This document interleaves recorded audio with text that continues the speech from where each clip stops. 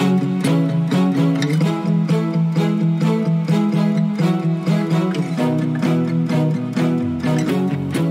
in this episode, we're going to be digging into personas and avatars. And this is part of a series of podcast conversations with B2B marketers about what truly matters to building scalable, sustainable, and substantial marketing growth. I'm joined today by Sarah Kesley, previous contributor, and another digital marketer with an interest in product management, product marketing, and product development. That's Drew McCartie. So welcome, Sarah, and hello, Drew. Thanks for having me, Sam. And I think we heard from Drew there. So you could say hello. Hi, Sam. Hi, Sarah. Thanks for having me. So, Drew, to kick the discussion off, tell the listeners something about what has led you to focus on product marketing. Sure. Been really interested in product marketing as the bridge between the product and the internal parts of the company and the external world and the customers, and really making sure that the direction and development of product is focused on what will meet the needs of the market. I think it's really important to have a robust two-way communication between the product and the customers to inform development and track changes and understand what will be the levers of growth long term. And I believe you're a graduate in economics and you have a bit of a fascination for behavioral economics. Yeah, I studied economics and finance, Chinese originally, and was always a little bit perplexed by economics' fascination with the rational consumer, reflecting on my own behaviors and the behaviors of everyone around me. They're sort of far from rational most of the time. And so post university, have been really interested in behavioral economics as actually trying to understand from a psychological and economic perspective how we really behave and how we make decisions. I guess one of the things that you both have in common is that you both worked around building buyer personas and bringing customer avatars to life in one shape or another. So, Sarah, do you want to just summarize your experience around persona and the use of customer avatars? Yeah, sure. So I suppose the project I worked on was establishing a set of personas for the first time for a company and kind of working out exactly what the origin stories were of the specific customers we had at that time. And so that involved a process of interviewing people within the company on information we had on the customer, using previous information we had from voice of customer exercises and team projects, and then collating all of that data into something that was easy to understand, and then picking the patterns and the themes from that throughout to create some really clear definitions of what those personas were. So we ended up with 3 different personas, and then from there wanted to create avatars that represented each of those personas. So we ended up with 3 avatars per persona, so 9 avatars in total, representing, I suppose, the differences in context surrounding who those personas were and what their stories would be. And that was to enable the personas to be more relatable and accessible from an internal standpoint, but also to enable us to get a better picture of some of the diversity and sort of contextual components that go to make up a persona. Is that right? That's exactly right. And I suppose another thing adding on to that was we didn't want to use current examples of customers. We already had to represent these personas as the avatars because people may have already preconceived ideas around who that specific customer was and what they were like. And so we wanted to create a new version that still was relatable and that people recognized and could then develop their own deeper understanding of who these personas were and how they were able to best work with them every day. And so it's probably worthwhile pointing out for the listeners that in this particular case, those personas and those avatars were a solopreneur market. So single professionals mainly operating on their own as entrepreneurs in online fitness as it happens. I guess switching to Drew, your experience around buyer personas is a little bit different. Do you want to talk about some of the differences or way in which you've approached understanding buyer personas in particular? Sure. So my experience with generating buyer personas has been more in the enterprise B2B space, primarily as part of an agency working with clients to better understand their personas for the purposes of developing marketing brand strategy. So we worked with a number of professional services companies to interview internal and external stakeholders to develop as clear a view as possible on their personas and the broad set of stakeholders that pertain to essentially buying decisions in those B2B spaces. So we worked with sort of technology companies and consultancies and other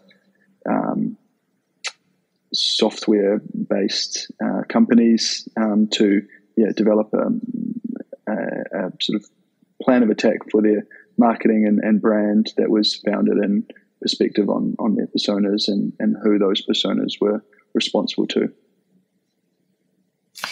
And it's fair to say that in that process, that was largely qualitative, and it involved a significant amount of pattern recognition, if you like, that you wouldn't necessarily find from quantitative analysis. And I think that this is something that Sarah, kind of flicking back to you, that was one of the problems in terms of trying to come up with personas, is that there was a belief organizationally that you could discern some of this from quantitative information. But I think that's not really the case in the context of personas in general. Yeah, I agree. And I definitely don't think it takes into account, the more nuanced parts of who those people are, like their origin story, which we found to be a really key and vital part of who they were and what then indicated what they needed, which would then, of course, indicate what marketing or content would resonate best with that person.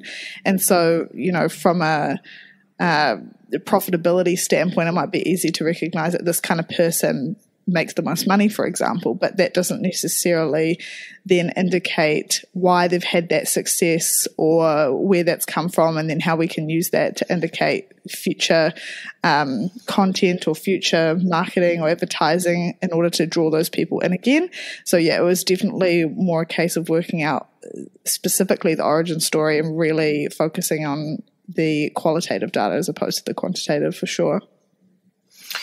Yeah, and that's quite a good segue into some of the conversation that I was having recently with Drew around the importance of understanding context, even in some of the simpler buying decisions and some of the simpler contexts.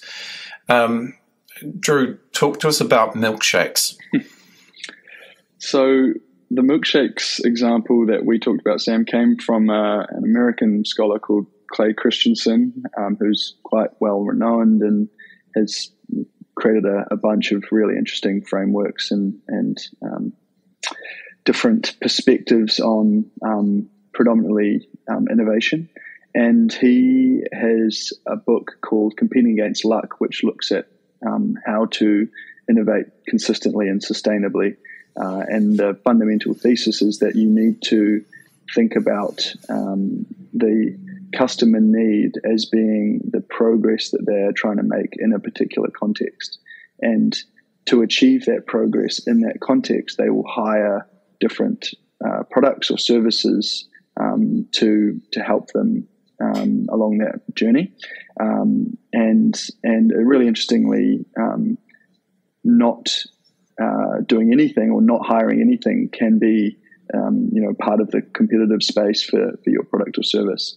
The milkshake example I found really intriguing and speaks to the necessity for understanding what that progress your customer is trying to make is. Clay talks about how he was hired by a company to look at sale of milkshakes at a fast food chain, and they did a bunch of research around what customers liked in the product, what they thought was missing, and what they wanted what they thought they wanted out of a milkshake. And so they did a bunch of essentially product level research and innovation, which didn't help them shift the needle in milkshake sales. It wasn't until they went in store and studied the people buying milkshakes and when they were buying them and the kind of context of when those purchases were happening that they got a clearer sense of what the customer need was. It turned out that lots of people were buying milkshakes before 9 a.m.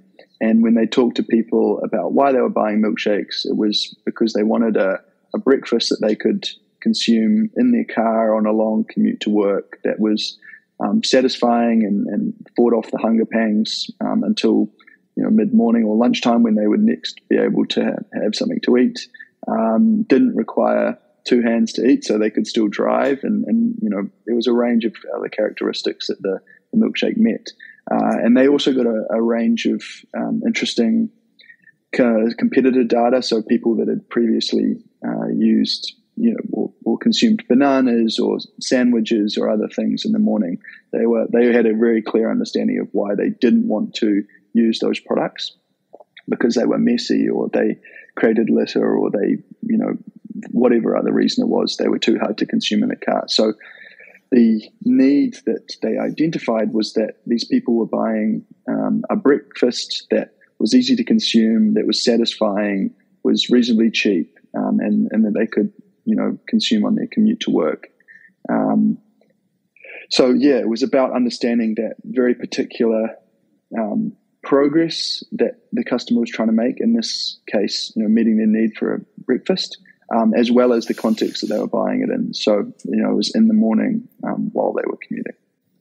And so breaking down some of the mistakes, if you like, that were initially made in that scenario, there was initially a focus on demographics, but demographics would appear to have very little to do with it. It was actually more to do with lifestyle. Correct. They initially tried to look at the demographics related to the people coming in store that they saw purchasing milkshakes, but there was no consistent features that they uncovered. It wasn't until they, as you say, looked at the lifestyle and that lifestyle context that people were purchasing in, that they uncovered that sort of lever of growth or lever of change that they could pull to actually affect milkshake sales. Yeah, and I guess this is an interesting kind of insight in relation to what Sarah and I worked on recently, is understanding that for one of the personas, what was important here was understanding the difference between operating a capacity or selling time versus selling influence online were two quite different business models, effectively, and wrapping your head around the difference between a capacity model in terms of being a personal trainer in a gym versus being an online influencer, and what was required there was a significant insight, I guess, that we found. Correct, Sarah? Yeah, definitely. And while Drew was talking, I was just thinking about how it's interesting because we could have also looked at, say, the person that was buying it just as they were, and look at all of them as a whole from an age or even a stage perspective, and looking at that demographic from that way. But it wasn't until we actually looked into their lifestyle and what they were doing that it made sense as to why this was a need for them.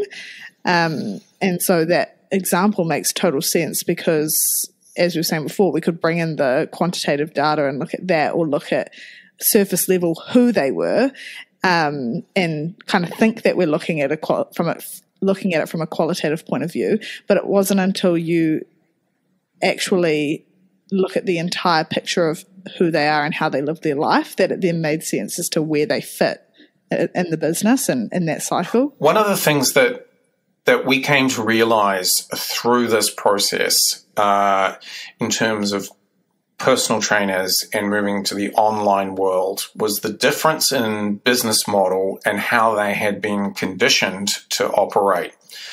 So if you're an in-gym PT, you actually run a capacity model. So what you're trying to do is sell your time, which is a little bit different to online fitness, which is where you're actually trying to monetize your influence and the digital content that you're producing to enable people to transform their lives in some way, shape, or form. So the business outcome is the same, but the way in which you go about it from a business model standpoint is different. And so that was a fairly significant insight for us in terms of how that meant content and building rapport, trust effectively, that we could help a business, a personal trainer, take their business online. So from that standpoint, guys, chime in here when you feel it's appropriate to chime in. I was just going to... Yeah, I was going to add on to that and say that what the understanding of the business structure allowed us to identify as the problems that specific customer was facing. So even though the outcome was going to be the same for all of them in terms of what we were trying to provide from a switching the time structure to a content and an influence structure, it allowed us to identify what problems they were struggling with at the point they were at. So meeting the customer where they were at that certain time was, I think, a really important part of being able to create that trust with the person. Obviously, we wanted to build a product that was going to help impact as many people as possible and set them on a path of a happier and healthier life. And in order to do that, we had to make sure that the customer we were talking to was the way we were talking to that customer would align with helping them to do that. So to do that, we needed to understand their problems and could therefore build trust through our content by understanding what it is they were struggling with and how this product would be used to help them with that. And so I think that, being really clear on that, not only just within our marketing strategy, but within the entire company and being aligned is super important so that everyone is being super effective with their communications in order to show that we understand you as a customer on a deeper level and not just you have a need for this product and that's what we're providing you. And that's quite a good segue into, some of the other qualities in the milkshake example that were discovered. Drew, I think you were talking a little bit about how there were other types of buyers or personas that they discovered also through this process. Definitely. The main one was the breakfast consumer, but they also uncovered other people that were hiring or purchasing the milkshakes for other reasons. For example, a parent who wanted a quick and easy sort of treat for their child, perhaps after a successful sports game or something like that. And of course, then there were other sort of more ad hoc personas that were discovered through it as well. But the core the core one was the breakfast consumer, and then there was also the person who was buying it for other more less consistent reasons, which you could say. Yeah, so I guess what that suggests to me is that there is greater diversity of personas than we necessarily realize. And that was one thing that we found, is that while there were three principal personas, if you were to bring it to life, it actually meant you needed at least 9 different avatars to be able to explain some of the nuances that there were and the attributes that they had in common as a persona, but they would be manifest in different ways in these avatars.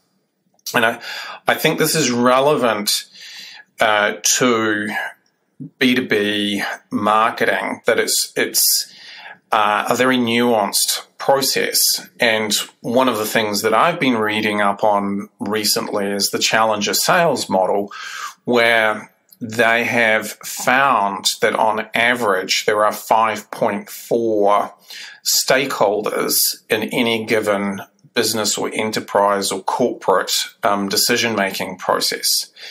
You know, we know that it's quite challenging convincing one individual to make a change and utilize our product, but the order of complexity goes up quite substantially where you're dealing with 5.4 people in some form of buying committee. That may not be formal, it might be quite informal, but you're having to gain consensus across a wider variety of people. So part of the value, I think, of understanding your personas, and in particular bringing these different attributes to life through an avatar or avatars, is so that you can embrace a much greater diversity of customers. And that kind of brings us full circle back to the point about how demographics can be quite misleading, that it's actually about these points in the journey. Now, I wonder, Drew, whether you wanted to pick up on that idea. Absolutely. I think the one thing to be careful with when creating those avatars is that you don't, as you say, turn back to leaning heavily on demographics to inform the avatar or persona, and that it should still be the avatars should be layers on the needs-based persona that you've identified, as opposed to trying to tie too heavily to demographic characteristics. But I think as you found that it can be a useful way of getting slightly more granular with the personas and finding the other key identifying characteristics that might be around particular contexts or nuances in the progress that someone is trying to make, or whatever else it might be that allows you to build those avatars that form different dimensions on your persona. And I guess one of the things that I would pick up on there is what you're actually attempting to do is influence these different personas. And it's in this context of 5.4 people being the average number involved in bigger decisions. It's actually the job of B2B marketing actually becomes about helping sales influence those 5.4 different perspectives that there are likely to be, and assist them in gaining consensus across those 5.4 stakeholders in the decision process. So that kind of brings us to this idea, Sarah, where we're thinking about how you create content that actually influences, and in the particular example that you're familiar with, influences. So you're trying to influence influences. Talk to us a little bit about what the process enabled you to do in terms of thinking about content and working with a much more diverse audience. Yeah. There's actually a few learnings I've taken from this, and I guess my previous experience with how content was, how I was taught about how content should be prior to this versus going through this experience and then working out how content should be. So a lot of people talk about creating content, a large amount of content, so content and volume, right? And just spitting out content and you'll hit the mark eventually. And I think that that's a really misguided thing because, one, you're wasting time, and two, you're probably not fully resonating with the audiences you should be or the personas you should be. And so there's something called an omni-channel content strategy and an omni-channel content strategy. And an omni-channel content strategy is when you're just posting on every channel just to like show face essentially and just to have that awareness. And that's one strategy. And then an omni-channel strategy is, so opti for like optimize, you're optimizing each channel for the type of person you're trying to talk to.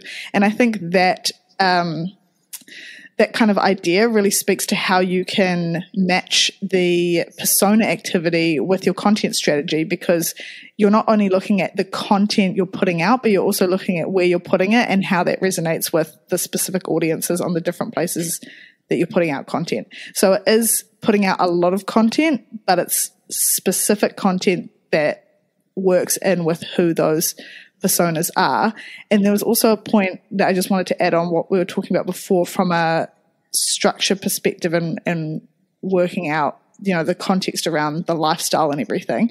A simple way I like to think about it is, I don't know what this chart or whatever would be called, but it kind of works like a waterfall coming down. So you have your main core purpose at the top. This is the thing that connects every persona. So, you know, in my case, it was a desire to help people live happier and healthier lives. So everyone, all the solopreneurs had this desire. And then below that were the business structures. So each of these solopreneurs had a different business structure, and there was a theme throughout that showed that there were three specific ones that we were focusing on. And below that has a different representation of each of those business structures, which we called the avatars. And that's how when we designed the avatars. And all of those avatars for each persona were connected by the business structure. And so I think that's just an easy way to think about it in terms of how all of these personas are connected, and that's where the core of your content is coming from. But also there's specific nuances to each bit of content because you're relating it directly to a different persona or a different need that type of persona has. And that's how I think you create a really effective and inclusive content strategy that means you have those touch points with each of the relative people. Yeah, and this also brings me back to the challenger model, which in order to connect with those 5.4 stakeholders, education is actually part of the key to unlocking opportunity there. And what you're actually seeking to do is shift people's perception around a particular problem. But in order to do that, you're providing material or educational materials that enable them to see a particular problem from a different light is fairly crucial in your marketing communications and market development strategy. So another sort of theme that I would pick up on around your milkshake example is, looking at nutritional, or changing people's perception around nutrition and making sure that whatever it is that you're offering in the form of milkshakes is actually doing them good rather than harm. So there's a whole opportunity to look at that from the lens of educating your marketplace. Sarah, did you have a kind of last word on education as being key in your communications? Yeah, definitely. I mean, I think it's something I'm really passionate about is education and making, I guess for me, I believe that the way that education can be powerful within your communications is by making it accessible. And so making it accessible is going to be different depending on who your persona is. And so that's why it's really important to have a solid understanding of who that person is you're talking to, so you can understand what is accessible for them. You know, coming back to what you were saying before, Sam, around PTs in the gym, there's a certain way we would try and communicate with those people in order to make that education accessible, and something relevant that isn't only valuable to them as a person, but valuable to their audience that they can then take and use. So it's education not just to them, but then also to their customer. So following on to that, which is only going to then come back and benefit us anyway. So yeah, I think that education is a massive part of this, and it's about working out how you can make that accessible to the person you're trying to talk to. Great. Well, thanks both of you. There's nothing else you would add, Drew? One thing I'll quickly add is just a sort of reflection on B2B and B2C marketing in that kind of that education realm. One of the things I never really liked about those terms was that in both cases you are marketing to people, but I think a more useful way of using those terms is that they help you identify the context in which you're marketing. So for the B2B context, you are marketing to a human being still, but it's the additional set of stakeholders that person has in their business context that's really important to consider.